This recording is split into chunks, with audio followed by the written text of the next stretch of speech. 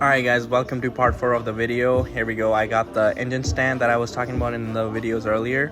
I didn't have to buy it, so I actually borrowed it from my cousin.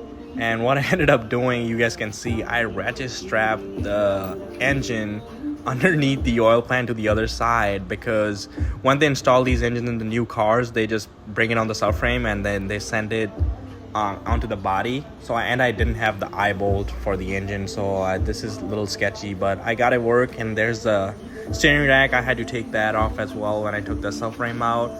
And here's the two subframes side to side. Like, this one is the old one, as you guys can see, it's a little bent, and that's the brand new one that we will be putting in the car. And you can see all the engine mount sits. Those are the two engine mounts where the engine sits. I'm kind of surprised that's a big engine sitting on those little tiny engine mounts, but I guess it works. And here's the old one again, and it wasn't like too bad on this side. It wasn't much damaged and anything, but this is the side where it was damaged. And here's the new one again on this side.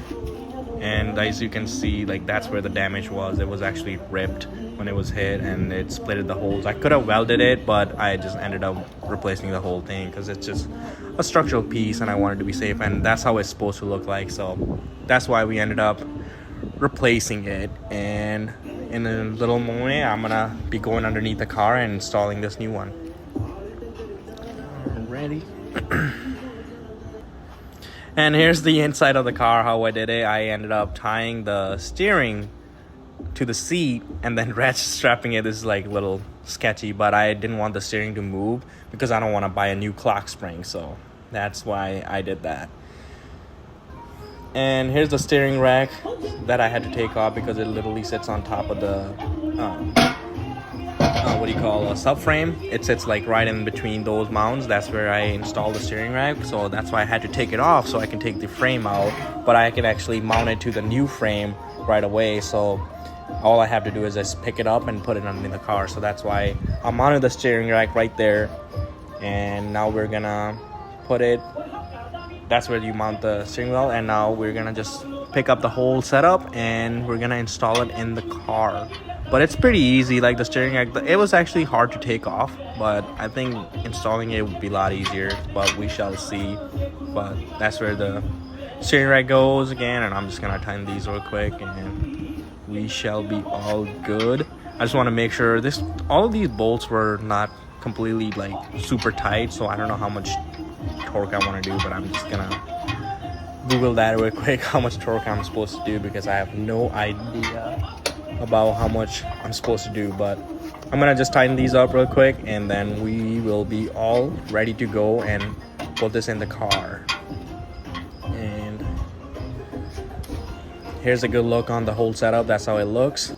Sorry about the mess. And here we go, we got it underneath the car, and it's all mounted up, and you can see it all just looks brand new underneath. And I just have to put all the suspension together and we are all set then. And like I said, guys, I need new rims, so I actually found a really good deal on the wheels. So I ended up picking up these Continental tires with the wheels, and it's actually pretty wide from the factory install. So the factory actually has 245s.